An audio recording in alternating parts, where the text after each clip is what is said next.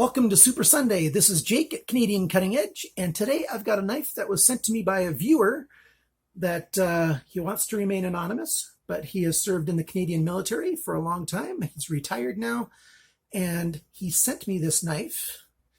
This is not one of his use knives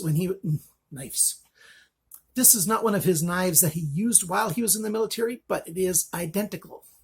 This is military issue, actually U.S. military issue. It's identical to the one the Canadian military used. And in the Canadian military, this is called the TL29 Electrician's Knife. And this is what a typical military knife looks like. It's got, a main blade, and then it's got a second tool, flat standard driver. There is a cutting edge there, and you can use it for, some light prying and stuff. And it is held by a liner lock, whereas the main blade, which is very robust, has a very stiff slip joint. And it's basically in the Barlow style. Those of you who are familiar with older knives are familiar with the old Barlow style. This knife first came out by the Colonial Knife Company around the Second World War time, and has been used in the military ever since. A very typical military issue knife. This kind of knife is used way more than this kind of knife.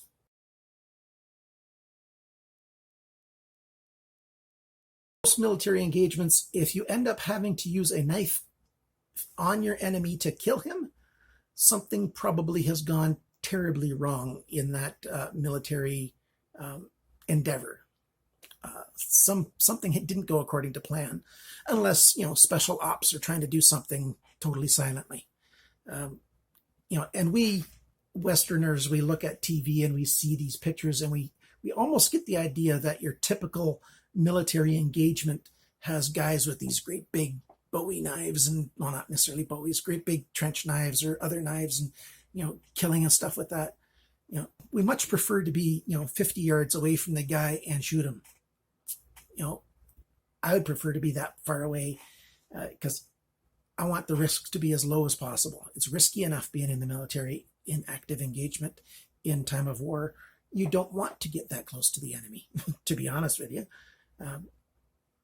Except for very special circumstances. So the average guy in the military has got a knife like this to take care of, maybe his equipment or some other things. It's a tool much more than a weapon. And tools are very necessary for soldiers. And a knife like this is an essential tool. This one's military issue surplus by Colonial Knife Company. Colonial Knife Company was around for quite a while, and they went out of business. And just like Schrade, some other company bought the name up and assumed the name and the rights to all the stuff and started producing the same quality, knives and stuff over again. That happens quite often in every industry.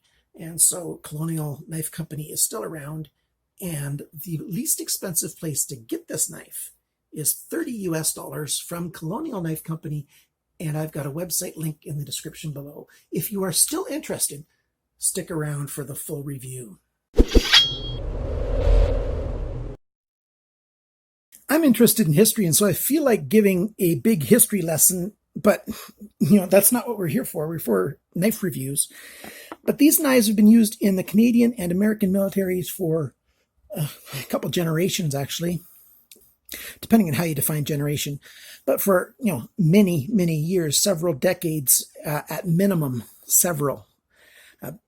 Colonial Knife Corporation is the maker of this knife. This knife has several different monikers. It could be the TL29. It's the Canadian labeling that they use a lot. In the US, it could be the E-2, also known as Model 2800. Colonial Knife Corporation, for a while it was made by Camillus before they went under, and then they got resurrected. It's kind of like Colonial Knife went under and got resurrected. Schrade went under and got resurrected. There's all knife companies have a history of doing that. They go belly up, and then another company buys the rights to the name and the designs and stuff, and Well, this knife has been the long-running knife of North American military for quite a while. It was originally designed to be a knife for the military, for the guys especially who were engaged in maintaining the electrical and communication systems, because it was a knife that could be used, to do all kinds of work, especially with this blade right here, the screwdriver tip, the standard driver, also known as flat. And the modern iterations have the tip small enough that it can fit into most Phillips screws, the standard size Phillips head. Number 2, I believe it is. It'll fit in there. So you can undo a Phillips screw or a flat screw. You can use this to pry a little bit because it's so thick at the spine. This tool here is very robust. It's a heavy, strong tool, and you can do an awful lot of work with it. And, so this is really a tool. And this piece here has a liner lock. You can see this brass part. That's an insert. If you look at the back, you can see steel, and then in the middle, you've got that brass line. Well, that brass piece is the dividing line between the two knives, and it turns into the liner lock that holds this tool here. So the bit driver with this straight edge blade is locked with a liner lock. It does have a little bit of play to it. You can got up-down play. You got side-to-side play. It's not made to be held perfectly tight, but it's made to be strong and robust. And this is very robust and strong. It can take an awful lot of work. And, it's a good screwdriver. I won't be demonstrating driving the screws because I hate driving flat screws. I tend to have them slip off, and that's more user error than anything. It doesn't really speak to the driver. It's a nice tool. This straight cutting edge here is very thick because you've got a very short run.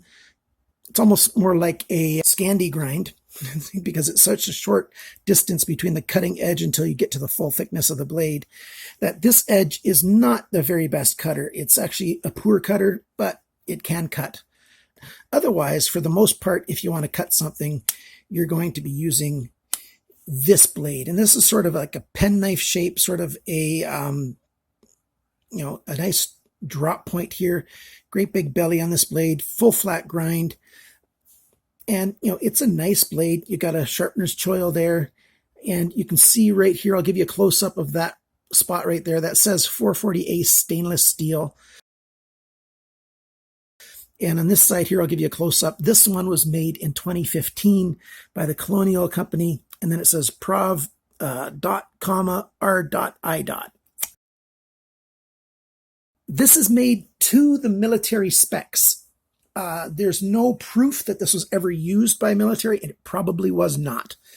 So I'm not making that kind of claim at all. But it's made to the military spec, and a Canadian retired military personnel is the person who gave this to me, and he confirms that this is exactly as his military Electrician's Knife TL29 is. It's exactly the same. Originally, way back when these were first made, I believe they had wooden handle scales, and now this is that Delrin plastic that came out in the late 60s. It's very robust, very strong, not quite as good as G10, of course. That's a phenomenal product these days. And, there you go. I did see some advertisements, like on Amazon. Amazon has this knife for $35, and the site there says this is 440C steel. I seriously doubt it because the Colonial Company says it's 440A, and they're the ones who make it. So the 440C and 440A are quite different steels in a lot of ways. I'd much rather have 440C, but 440A is what this is. Let's talk about the specs of the main blade here. The main blade is on a slip joint and full flat grind. The cutting edge is 5.9 centimeters, 2.3 inches. The length of the blade from this bolster to the tip of the blade, 6.7 centimeters, 2.65 inches. The blade thickness after this main part, it comes down to a little thinner bit here, right by that plunge line. It goes thinner. That thinner area where it makes up most of the blade, 2.6 millimeters, that's 0.1 inches. The thickness of the edge behind the grind is 0.69 millimeters. That's 0.028 inches. So that's a bit thick. I call that heavy. That's a bit of a heavy edge compared to what you really want for an EDC knife. But this knife is made not so much as a knife as it is more as a tool. It's a knife as a tool, and so I can understand why they made it that much thicker. It makes it stronger, and that edge will not roll over. It's much less likely to chip and break. It's a strong edge, and that's first and foremost what they wanted. And as a military knife, if they're using this out in the field during an actual engagement, I don't know what words they use. I've never been in the military, but if this is during wartime and they're needing to use this while they're, engaged, you want a blade that's not going to roll over or break or chip or anything. You want something robust and strong to use for your tool to get the job done. The handle length, so that's the end of this bolster to the very end of this handle, is 9.5 centimeters, 3.7 inches, and that's the same as the grip area. So I call that the same thing. The handle thickness back here is 1.7 centimeters. That's 0.67 of an inch. And the total length of this thing, when it's open, not counting the back loop, is 16 centimeters roughly, 6.25 inches roughly. The weight of this thing, I find this really strange. The Colonial Knife Corporation's website says it's 2 ounces. No, it's 4.1 ounces. 115 grams. Their price is $30 US. And when I logged in and looked at it, they said I was available to get free shipping. And I thought, who knows? They're probably just saying that for everybody that's an American. And I put it into the cart and I went to checkout. And yes, Canadians can get this for $30 US and no shipping charge. If you want to get it quickly, you're going to be paying $40, $50, up to $70 if you want it shipped quickly. So, of course, get it shipped slowly by U.S. Postal Service for free shipping if you want to get one of these made to military specs. They've got other U.S. military knives like the Scout and some other knives as well. And, this is a really important piece of our history. This Barlow knife here's got the great big loop back here, and the current pouches that they make for military knives, for Canada anyways, it's still made to this spec so that this will fit in that specific knife pouch. The Canadian military is very particular. They only let you have very certain knives. They won't even let you have the Victorinox knives that they used to let you have if you were in the military. But you can have this knife, and there's a couple others as well. It's the unique features. Well, there's nothing really special and unique about this except for the fact that it's got a load of history and a lot of life. And it's kind of unique that you've got one slip joint tool and one liner lock tool. You see that in other knives as well, but this is really nice. It's made very strong. I like that second blade with that standard driver, that flat driver. That's a good thing to have.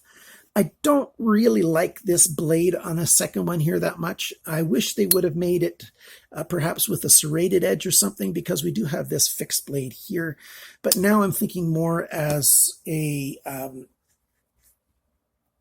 as a regular bushcrafting kind of guy or something like that to take a knife out. There's got to be a reason behind them wanting 2 fine blades, 2 flat edge blades, but I don't know what it is. It's built very tough. How about the negatives? I don't like 440A steel. I've already mentioned that. That's the same as the Chinese 7 CR17 MOV. It's a steel that's okay. It was definitely a very good steel, back in the 50s and 60s, but it's no longer a very good steel, and I would wish that they would upgrade to a better steel.